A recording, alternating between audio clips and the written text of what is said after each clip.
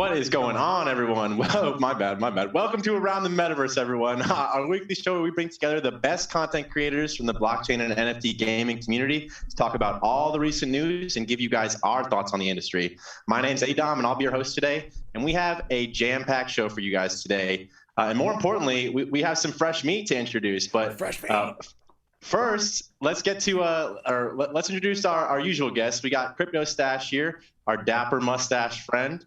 We got Jake from On-Chain Gaming out here, still in space. I see. I know you've been talking to Star Atlas or about Star Atlas a lot. I think you've been feeling the space vibes. We also new to the show today. We got Young from the YungContent show, an NFT game streamer with the hair to rival Stache's mustache. I know we're mustache brothers. We don't rival, bro. We had a show. We actually that's. Yeah, but you got the locks too. You know what I'm saying? He's got luscious locks. That's right.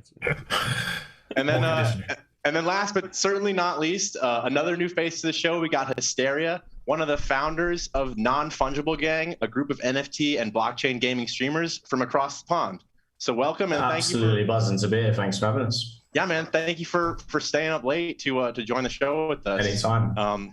But yeah, so let's jump right into it, guys. Our first topic for the show today is going to be talking a little bit about Solana. And I don't know about you guys if you've been watching the charts or anything like that, but we're ripping right now if you're invested in Solana. And so recently Solana's been making some crazy gains. We reached a new all-time high of over $100 today. I think we were accumulating around like $73 for the past couple weeks, or not couple weeks, the past like week. And then recently in the past couple days, man, we just shot right through the roof. And I don't know if there's any stopping it right now, man. Who knows? But I think a lot of that is due because initially, like, it started to gain popularity because there was a lot of DeFi going on. It has, super fast transaction speeds and super low costs, which, attracted a lot of DeFi users. But what I think is the reason that Solana's popping off right now has more to do with blockchain gaming and NFTs. So I don't know about you guys, but there's a ton of projects coming out on Solana right now. One of which actually has a drop tomorrow. Are you guys familiar with Aurora? Yeah. Yeah. Oh yeah. All right. So a promising game on Solana. They have a drop tomorrow. It's going to be a 10K generative drop. But the unique thing about this is it's actually going to have all of their avatars are going to have in-game and real-world utility. The real-world utility being that parts of the sale are going to go towards a DAO, where the funds are going to be reinvested into other upcoming Solana NFT and gaming projects. So if you get an avatar, you are entitled to be a part of the DAO and have a say in which those funds go towards. And then also those NFTs are going to be used as in-game skins and profile pictures for the in-game leaderboard in Aurora. So a little bit of real-world and in-game utility for that. But I'm curious, they're asking 5 Solana for the drop. Do you guys think that's a little bit too much, or Stache? What are your thoughts on how expensive some of these avatars are going to be, specifically for Aurora being a blockchain game and not really out yet? Yeah. I mean, I think that I'm going to say, as far as NFTs go, for an initial offering like that might be a little expensive, man. I mean, especially for what they're doing. I mean, I know they're trying to get this. They're trying to kind of ride the coattails of what's been going on Ethereum, and like, well, here's the standard. If everyone is paying $500 to $800 to generate these, generative avatar NFTs, then it makes sense, and we'll do it the same thing. But I feel like that does kind of put the bar kind of high, And so, me personally, when it comes to gaming assets, I like to see things priced a little bit more affordable, and for them to be able to reach a bigger audience than being just kind of focused on on whales. And like with the whole pump here with Solana, we've seen it increase here, 30, 40, 50, 60% over the last week and a half. So it does kind of make it tough for people to kind of get on board here and to have these NFTs. But I think in general, the NFT ecosystem and gaming ecosystem on Solana is definitely looking to take off, man. So I mean, if you have the Solana, you've been sitting on it maybe since around the $30 range or something, when it was kind of or there was earlier in the summer or before summer, then it might be a really good buy, I think at this point. But for people who are just getting it now, I think it's going to be a little bit of a tough sale. Yeah, it's a really hard decision, to be honest, because I feel like Aurora is a really cool project, but at the same time, as these projects start launching on Solana, like Aurora and like the Star Atlas mini game, then Solana becomes more valuable as well, because then it starts to have more utility and more use cases. And that's really what's going to continue pumping Solana long term, is that you can keep using it for more and more things. So it's one of those things where it's like, man, which one's gonna do better? But at the same time, it's like if you hold either, like you're probably going to be doing well. So maybe it's probably worth getting in. I don't know. And yeah, man. Go ahead, Hysteria. I'm looking at the coin. It's one thing or another. There's a lot of stuff going on across all the blockchains.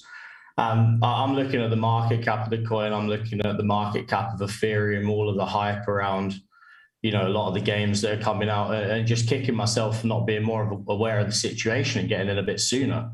So, in terms of it, is that too big of an entry point? I don't think so. If you look at games like Farsight that's planned for Ethereum 2.0, we've put a bit of money into that, and, they're not promising anything anytime soon, and people are quite happy with the prices there. So seems fairly reasonable to me for a game of that stature. Mm-hmm. And there's only going to be 10,000, right? Yeah, only 10,000. And I've also seen places where these NFTs, and especially in their roadmaps or in their Discord, always say, hey, we're adjusting for these price changes of Ethereum for Sol or whatever. So they might have an adjustment there. I don't know. I didn't really go into their Discord announcements, but I sure hope coming so, from man. pack drops that are like $50 that pull me something that's 80 ETH, I think like $600 dollars. It's kind of steep, but I heard they're trying to teach people how to get into blockchain. A lot of new people. They're going to have some quests like that. So I think it's going to be fun. I think it's going to actually have a good use case for all this massive wave of PDE players. Mm-hmm. Yeah. And go ahead, Jake. Okay. We were talking about this before the stream started, but I think one thing that's really bullish about Aurora is the fact that FTX has completely backed it. Oh, you stole my thunder. Okay, all right. Keep going, bro. I'm just looking at the Aurora Twitter right now, and it's like the most recent tweet is a retweet from FTX, and it's like a collaboration that they've done there. That is all you need to see, baby. That's all you need to see to know that Aurora is going to be huge. Because I have a lot of respect for the founder of FTX. I think they do a lot of good due diligence, and if they're backing this, a lot of my initial worries when I hear about projects, it can go away if I see the backers behind it are have an incredible track record of choosing good projects. It helps a lot. It helps a lot. So honestly, I don't think it's too much, especially for something that's limited to 10,000. It's probably worth the Solana. Well, so all right. I mean, there are some advice. not investment advice. Well, you also got to look at those, but look at the potential of that NFT and the liquidity that you'll get with that NFT here in the future, and then the price appreciation of Solana and potential for that. I mean, we've already seen right now that it's it's kind of been an unstoppable juggernaut. So I mean, when it gets to $200 or $300 or $400 or $500 per coin, are you going to be able to sell that NFT on one of their upcoming marketplaces or existing places and be able to recoup that money before this game comes out? Because it's going to be a while, It's going to be a while for this game, and then and we know better have some yield farming. Yeah, and we know okay, great, it has some good in-game functions, but they are not, I don't think, that close to being able to launch where it's like, okay, well, this has an immediate use case. You're going to be waiting maybe 1, maybe 2 years for something like this to come out. To really be useful and have the utility that they say it's going to have right now. Yeah. I mean, I think it'll develop to be kind of interesting, and like you said, Jake, there's a lot of big institutional money kind of behind this, right? And who knows? Maybe Sam Bankman-Fried might be picking up your Aurorian if you list it for sale, right? there might be enough liquidity for those NFTs if the what some might consider the financial cartel are kind of behind it. No, but that's another interesting point too, man. Is like there's a ton of money behind this, and I'm sure maybe behind closed doors. I don't know what the rules are for that, but I'm sure Sam Bankman-Fried and the FTX crew and everyone involved with them are maybe going to get in on this drop, right? So who knows? They might be a part of the DAO. You don't think so? No, dude. These investors don't give a shit about NFTs, dude. They care that there's a trend there and that they can make money off that trend. Like, they're not holding these assets, man. They want to be as liquid as possible. If they could not touch crypto, they'd probably they would take that as an option.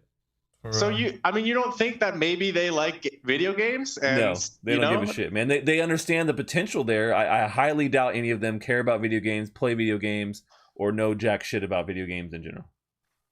I mean, I don't know for sure, but this is what I'm surmising. What do you guys think? Certainly what I would like to think. I would say Mark Cuban is playing video games as we speak right now, dude. Mark Cuban probably is. That's because he's stoned and drunk all the time, man. Yeah, but that's my point, man. That's my point. Is like some of these guys, like, have you seen SBF, man? Like, he shows up on camera with looking like a character out of an RPG. You know what I mean? Like, you don't think that dude games a little bit? Come on. We have to confirm that. Well, okay, so somebody in chat asked this, and this is actually a pretty good question. It kind of piggybacks here. You know, with Solana's NFT ecosystem really trying to, explode here, and they're doing a really good job.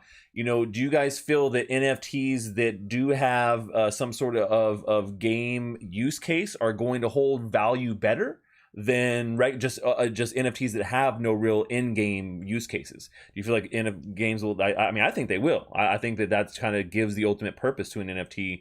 I think that's what Ori did was really smart, is they took this concept of like generative avatars on Ethereum, put it on Solana, and then said, hey, you can also use these for our game, and there'll be use cases with this actual game. And so they did it, chicken and the egg. They did the egg and the chicken. Most start with the project of generative avatars, and then we'll think of some use case down the road, or we'll work on some use case, but like the game is the focus for them, and then they're also doing this.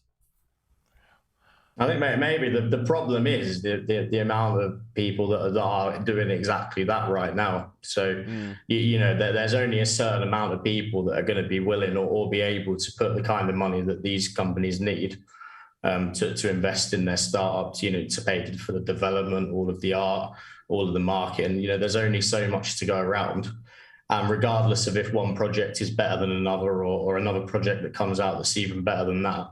The pie can only be cut so many ways. So at some point or another, there are going to have to be some defining features in terms of what constitutes, a well-built enough economy where you are willing to put that kind of money in, and what kind of guarantees are you going to be given that, something is actually going to be done about this. And that's what I'm struggling with at the moment. Do you think that Aurora is going to just ride off the first ever kind of OG hype for gaming on Solana? I mean, are there other video games on Solana right now that are happening, or they can really say by tomorrow they're the first, and that is going to kind of propel them until Star Atlas comes out? Yeah, maybe the Star Atlas minigame comes out first. But I want to get back to the original question that was asked by CryptoStache, which was art NFTs versus art NFTs with utility, which in my mind are gaming NFTs. Like, if you think about what you're actually getting with an art NFT, it's something that looks cool, it's unique, it's rare. But then a gaming NFT, it has all of those same attributes. It looks cool, it's unique, it's rare. But then you just have an added attribute on top of that, which is the ability to actually use it in the metaverse. And I think NFTs that unlock areas of the metaverse or playable experiences, they are totally going to have way more value long term, because especially if what these NFTs unlock is fun and people want to spend time in these worlds, like, how much cooler is that? And you can still use it as your avatar on Twitter. Mm-hmm. So, like, yeah, there's no reason at all for art NFTs to be worth the same as gaming NFTs. Now, like CryptoPunk, stuff like that, like, maybe it's like, it's so early and so big that a bunch of games just like say, hey, you could use your CryptoPunk in this game. And like, maybe that kind of utility can be added to these art NFTs later. But for the most part, for my personal investing, it's all NFTs with utility for me. Absolutely. I mean, I think... Would you agree to, and like maybe your Gutter Cats or all these PFPs that are going to move into the sandbox or the Decentraland, and they're all going to be meeting up and hanging and creating mini games? And that honestly will make a PFP live on more if you actually add utility into these metaverse open source worlds. Yeah. The projects that embrace interoperability with each other, or embrace bringing on other IP into their universes, are going to be the ones that succeed more than in the long run anyway. Because I mean, all of us are part of the community, and being a part of the community, we can say like, that's what we love. You know what I mean? Like, that's what we want to see. and that's what we're going to go towards and spend our money on. And I before we move to our next topic, I want to leave one comment for Stache's question on whether or not gaming NFTs are going to last in a bear market, and I think they will, and I think they'll hold their value more than your normal profile picture 10K avatar project. But I don't think they're going to be able to escape them if we have a downtrend, right? They're not going to be able to escape the macro trend of NFTs going down. However, they are going to be a lot easier to hold on to, man. Like, once you have the NFT, man, we're all in Discord, and you get a certain kind of feeling when you're in the community Discord and you're talking to everyone in there, and you all have the same profile picture. It gives you a sense of being a part of something bigger. So even when prices are down, I think it's going to be a lot easier for people to hang on to those NFTs, compared to wanting to just dump them at a loss, right? Don't dump at a loss. Never dump at a loss. That's the number one rule, man. I dump at a loss, man. I've also had to dump at a loss too, but happens. But all right. Can I say something real quick? Yeah. There's 160 viewers watching. Can you smash the likes? All right, there's 42 likes. Smash those likes. This is a really great show. I'm super happy. I'm doing a disservice, man. I totally forgot. Thank you, Young. Go ahead and smash that like button, man. I know. And hey, all you guys watching out there, don't forget to go ahead and after the show, check out all the people on our channel right now. These are some great guys here, and they provide some great content. So, as you can tell from the alpha you guys are getting right now. You're so nice. Moving on, man. Another story here. I kind of stumbled into a new project the other day. Called Engine Starter, which claims to be the world's first dedicated blockchain gaming launchpad, and helping game developers and studios embrace the Engine ecosystem. Now, it seems like a good project. It's backed by a lot of the core team of Engine, but I want to talk more about the concept itself of blockchain game launchpads. Now, I also want to reference back in 2018. There was this thing called the IDO craze that happened, right? Where all these projects got basically funded by venture capitalists on launchpads. And there was this big thing called the ICO craze, initial coin offering. I predict there's going to be, in the next coming months, what we're going to see as the IGO craze, or initial game offering, where there's going to be 1 million launchpads, 1 million games, and Hysteria, like you were saying, the pie can only be cut so thin, right? So, exactly. Hysteria, let me ask you this. Do you think that we're going to see a saturation of blockchain gaming? Like, do you think there's enough money to go around to fund all these games that are going to come out? Absolutely. I think we're already seeing it now. So we are probably specialized most in the Wax blockchain. Certainly where I come across CryptoStache's NFTs. And the amount of projects within that, that have the hype initially, and you see these high values for the NFTs, the high values of the coins that don't necessarily have, that utility when they're released, and then you've got more projects come in, superseding one another, and by the time those projects come around, we're seeing increasingly traders that are using it as a platform to sell the coin on the hype. So the amount of times we're coming towards releases of set sections of games that have been promised for months on end, we get to that, and it's traders selling the coins and the coin devaluing rather than the coin going up because of the utility that's being offered. The utility is just not enough, and it's not being delivered quickly enough to satisfy people that have an absolute plethora of options to invest their coins into. So, it's more for us now, not necessarily looking for the game with the most promise, but the section of the metaverse with the infrastructure that's got the most promise, as you say, to support all of these games growing together and offering that interoperability.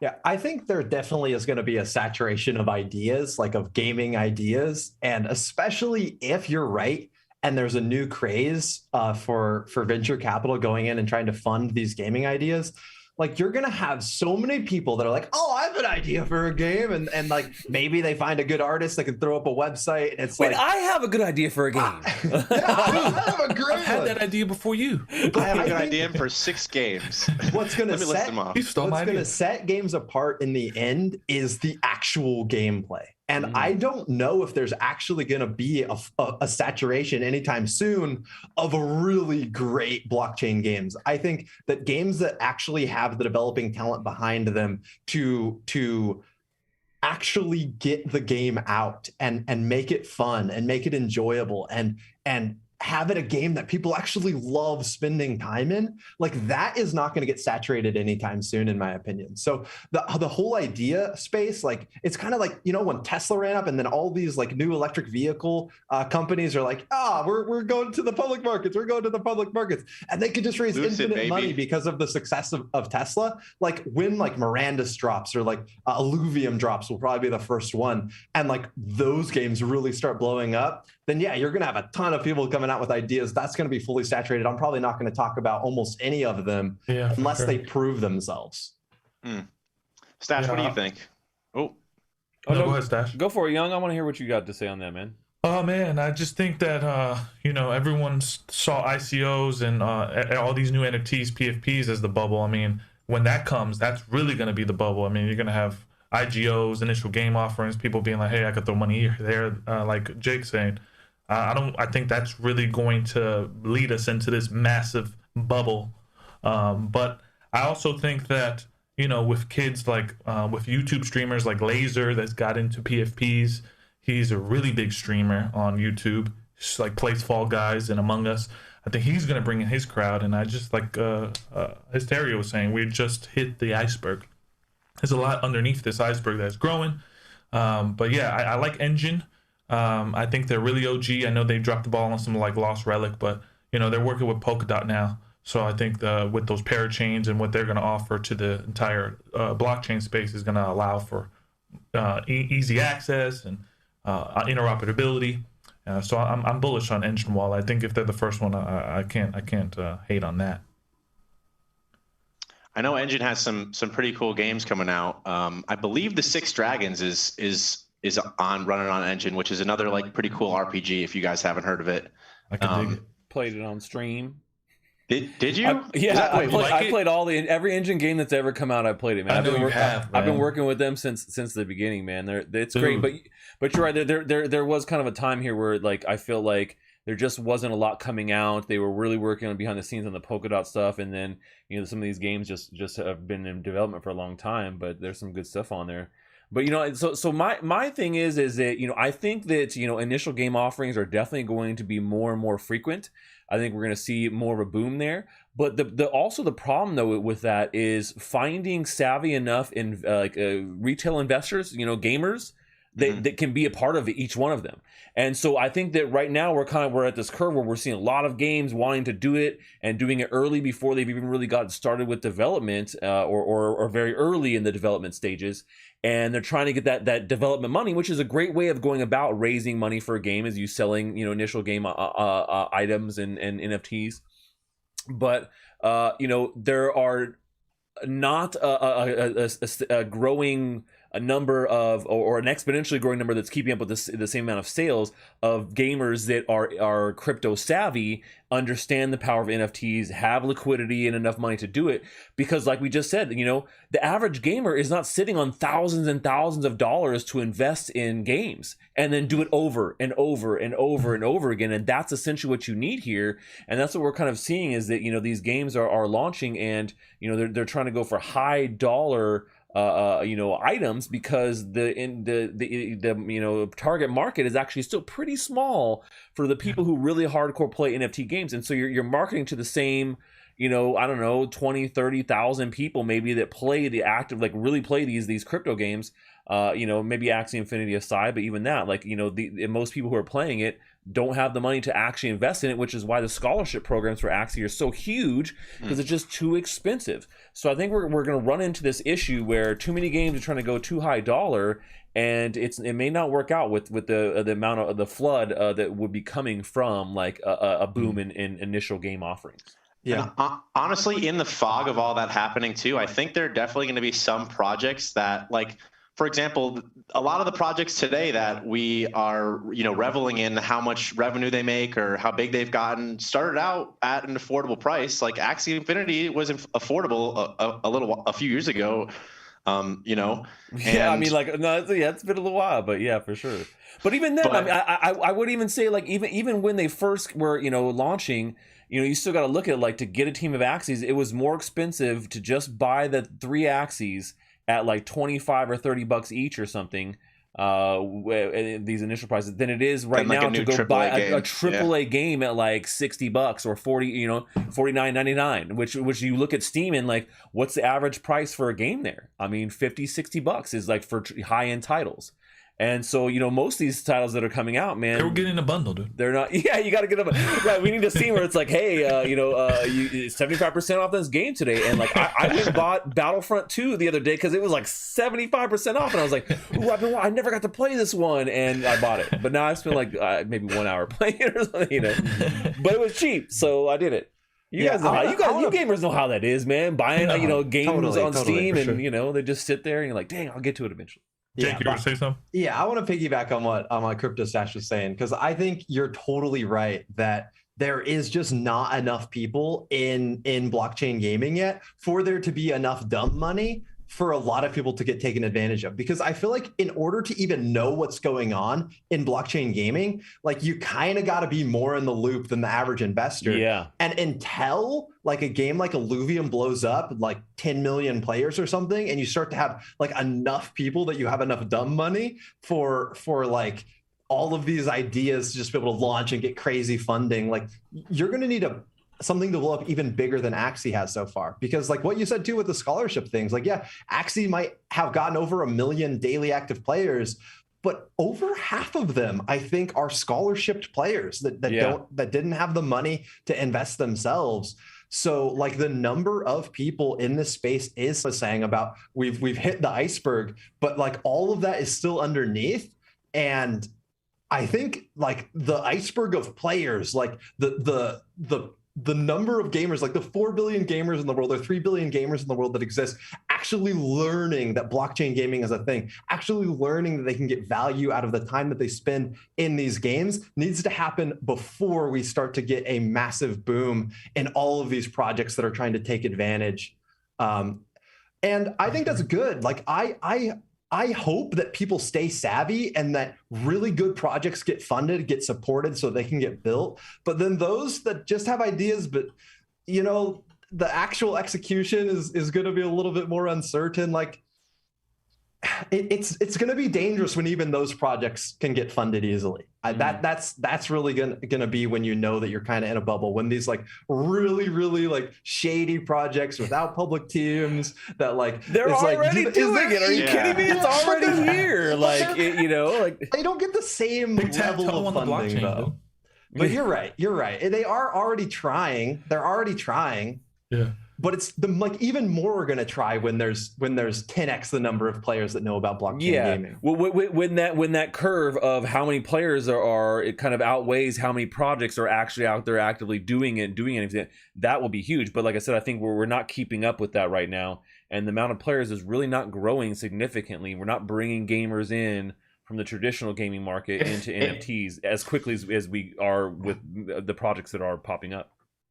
Yeah, so sorry, if I may, I've been surprised at the reaction of not necessarily people I know towards this space, but people you speak with online who would be your traditional gamers that are playing the likes of Rocket League, Grand Theft Auto, some of the most popular games on Steam. Those people are not necessarily interested in stopping taking their work seriously, stopping playing the games that they're having fun playing, and coming into this world where everything is explained as an economy or as a profit or an investment. It just doesn't sound interesting to them.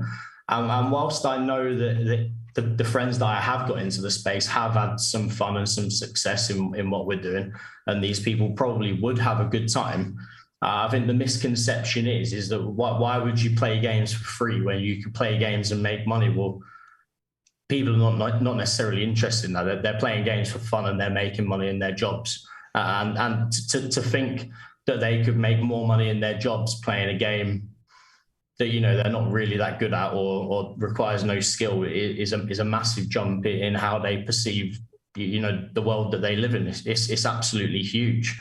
And that's going to have to be a challenge that that every country, every population has to overcome before we get any real traction in this space. Yeah. Well, Hysteria, let me ask you one thing to piggyback off that. Yeah. What would you say is like a game that you've come into so far, or out of the play to earn games that you've played so far, like what would be an example of one that you would recommend to someone who doesn't have an interest in, you know, like you said, making everything economized and you know, having it be kind of outside of the traditional gaming experience?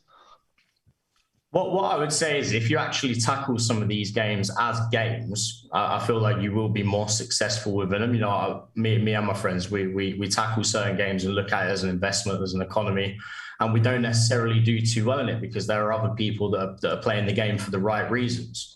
You know, and that's true within, you know, a game that we all know, Our Planet. You know, we wasn't necessarily playing that game to make money to begin with. We're playing that game through the love of finding things. You know, there were no inventor prizes for that game to begin with. You know, the inventions that you were making were not necessarily making you a lot of money. And nobody really knew that was going to take off. But, you know, that was not a proper game like you would get on Steam, but it was a game of the mind at the time. You know, and it required a lot of time for you to invest, for you to build, and everything that you were making off Wax, if you were going to be successful, was going to go into that, not for money, but for the love of playing the game. You know, and I don't feel like there are any games out there at the moment, aside from maybe, I would say in terms of people like in playing sort of like a football fantasy type game, so rare on Ethereum.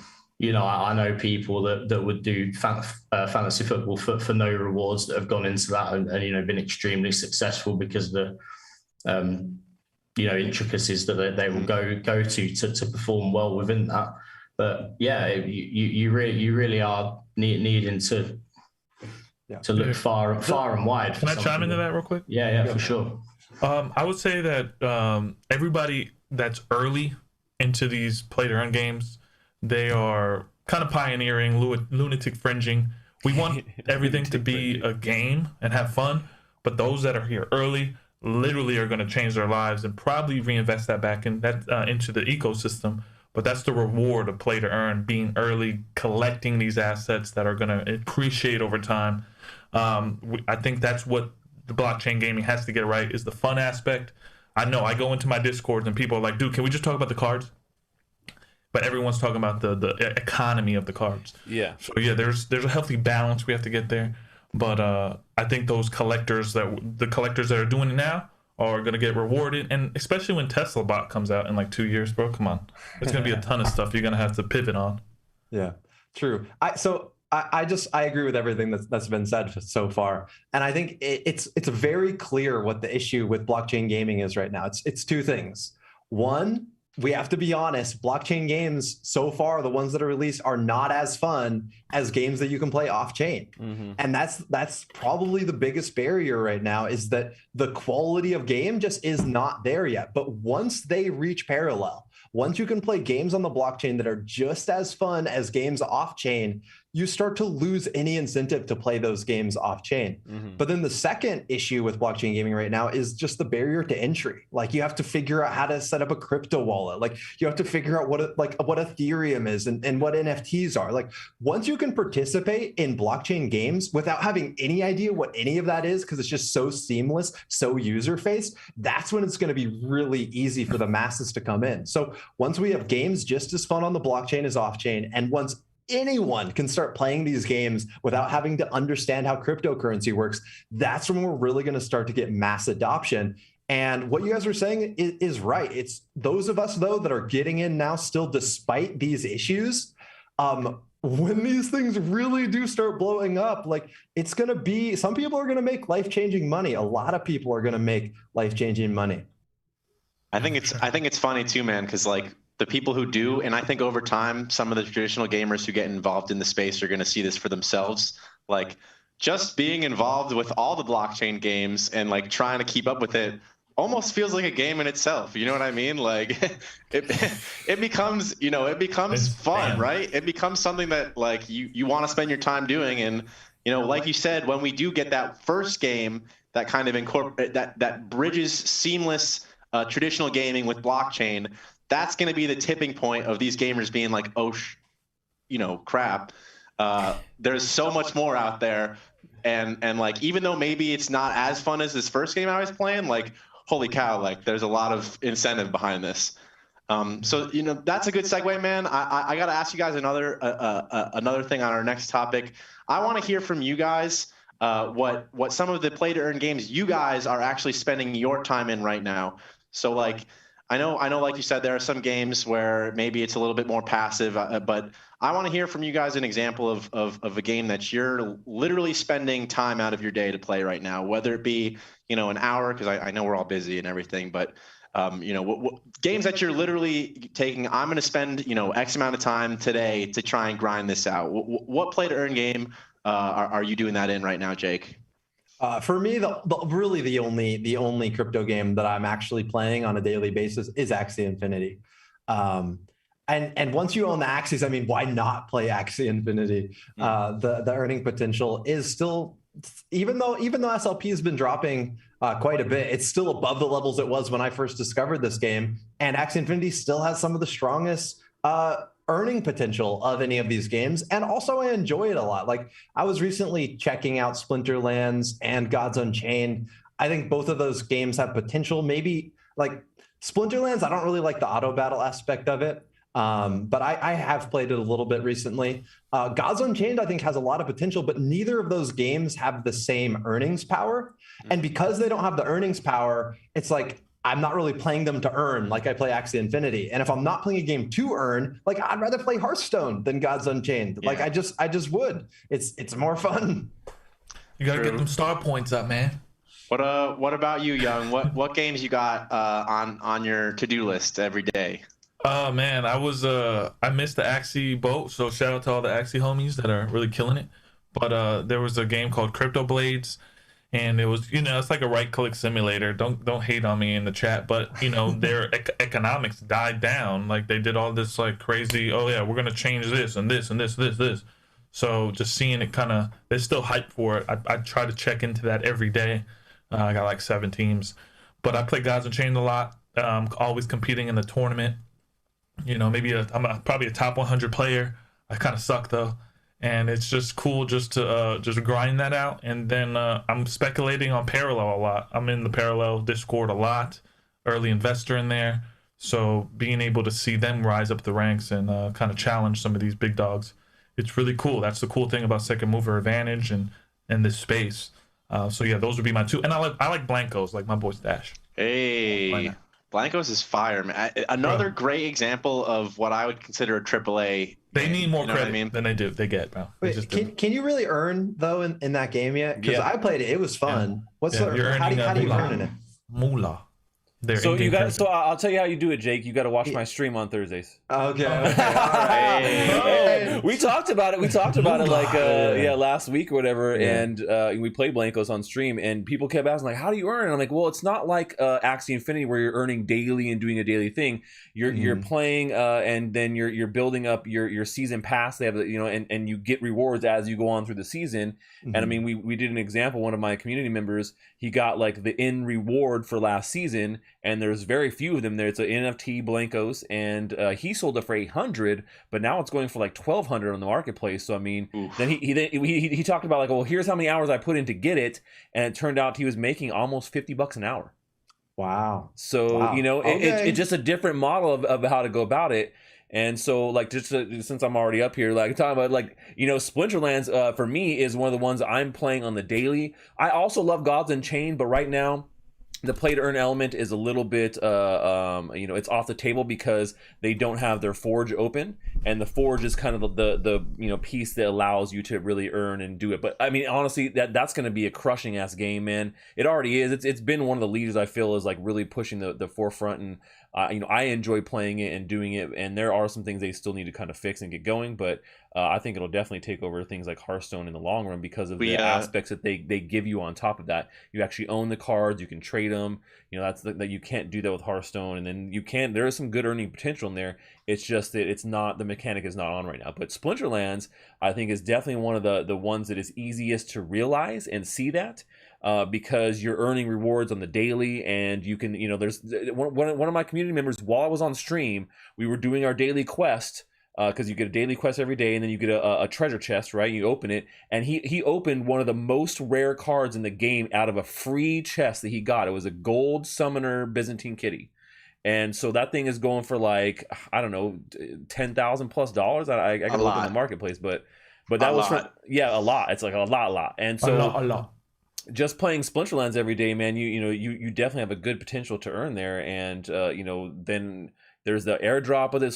So like every game kind of has its own way of going about like really playing to earn and how much you do. But man, I mean, I've really been having a good time playing Splinterlands, and that's what I've been really putting my time in. That and Blankos too. I've been playing some Blankos, but not as much as Splinterlands, I will tell you. I need to think more. I love it. And I love the auto. Like I was right there. Well, real quick, I was right there with you, Jake, on the auto battle system when I very first started playing Splinterlands in 2018, because I'm a TCG player and I had already been playing Gods and Chains too, and I was like, oh, okay. I was like, the auto thing is a little bit weird, but then when you kind of get used to it and you understand, like, it allows the game to be very quick too, so you get really quick matches, and it's all about like knowing the cards and strategy. You got 2 minutes to 2.5 minutes to really get your team together.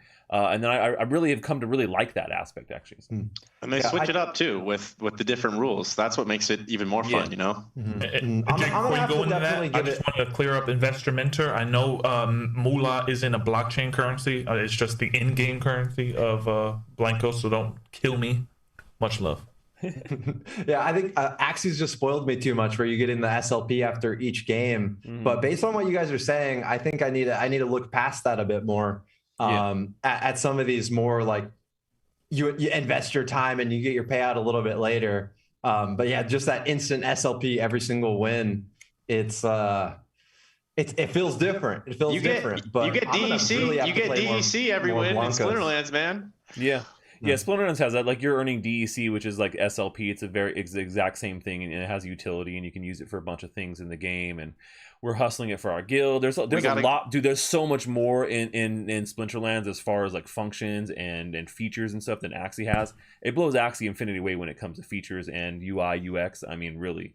We got to get our noob guild up and running, Stache. So I already have one guild, and then we're gonna get a noob guild of like new players and like community faces in that one. So you can be in an ADOM. Don't worry. But Hysteria, I want to hear from you, man. What's your game? Play to earn games are you running right now on the daily? Right, so I feel like I'm playing Axie Infinity for hours on end every day, but in reality, I don't even have my own team there. So we've just taken on 20 scholars, and just the absolute bombardment of information that comes through our Discord channel, and the amount of time we're spending in the UI of that, transferring axes, breeding axes. So shout out to all of them, because we've got a couple of really talented guys in there. And for me, I'm just really waiting for that second phase of the game to come out. So this was never intended to be the Axie Infinity that everyone plays. There's going to be a completely overhauled game. There's something more along the lines of a 3D game. You've got all of that map element, land element to come in as well. So, we're going to be keen on saving for that soon. So when that hits, I'm building up all of my knowledge now. I'm absolutely buzzing to get involved with that. But for the time being, we are just playing those, kind of economy-based games. So the top pick from us at the moment is Farmer's World on Wax. We're absolutely loving what those developers are doing. That they've got a really smart membership system that they've just implemented. I think it's going to really increase the longevity of the game and give people something to work towards, and that feeling of progression to make that last a lot longer.